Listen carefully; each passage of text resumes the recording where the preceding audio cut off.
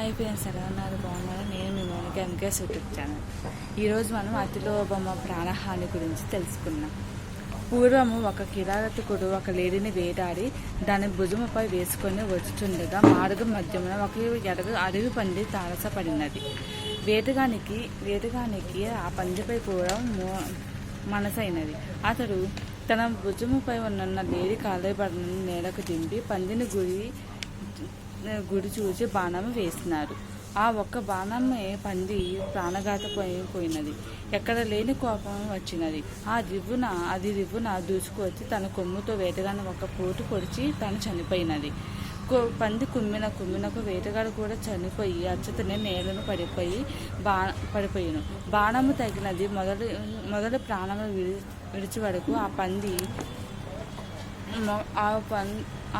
మొక్క చెంగులు పుంగులో దాని కాళ్ళ క్రింద పడి ఒక పాము కూడా మరణించినది. అంతలో అక్కడికి ఒక నక్క వచ్చినది. ఒక పాము, ఒక పంది, ఒక లేడీ, ఒక మనిషి, మొత్తము 4 శవములు ఒకే చోట లభించటంలో ఆ నక్క మహానందపడిపోయింది. రోజుకు 4 సార్లు తినను కూడా 6 నెలలకు సరిపడే ఆహారం దొరికినది అని సంబరపడిపోయినది. అంతలోనే దానికి లోభము కలిగినది. పామునో, పందినో, లేడినో, మనిషినో తినవచ్చును కదా, అట్లు తినవలెను. ఈ 4 శవముల తర్వాత తినదను గాక ఈ పూటకు వెంటి వాడిని తిని ఇవి దాచుకుందును అని తలబోసినది. మహానది ముందు వదిలిన కుక్క నాలుక తలుపుకొని చప్పరించుకునే గాని ఒక్క మాటుగా గుప్పెడు నీళ్లు త్రాగదు కదా.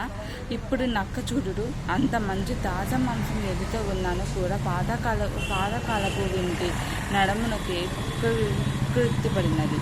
దానినే అమలు పరిచినది. నక్క మెల్లగా విల్లును మీద సమీపించి దాని త్రాగిని కొరికినది. తీర చూడగా అది మొక్కు పెట్టి ఉన్న విల్లు కదా, అందువల్ల వింటి పళ్ళు సడలి ఎక్కువ తిన్న బాణం దాని దొక్కలో గుచ్చుకొని ఆ నక్క కూడా మరణించినది. ఎలుక మిత్రమా, అందుచే లోభిత్వము వినవలెను, కలిగినంతలో కావలసినంత అనుభవించుట తక్కినది పడులకు దానము చేయుటచే మంచిది. ఆ ప్రాణం ఎప్పుడు పోవునో ఎవరను చెప్పలేము కదా. కావున మనం విన్నంతకాలం మంచివాడుగా బతకవలెను.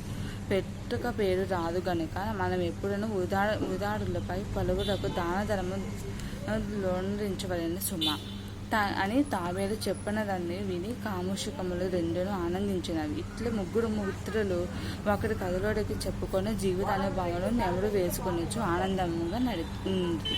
నచ్చితే లైక్ చేయండి, షేర్ చేయండి, సబ్స్క్రైబ్ చేయండి ఫ్రెండ్స్. నచ్చితే ఇంకొక వీడియోలో ఇంకో స్టోరీస్తో ఉంటాను. బాయ్.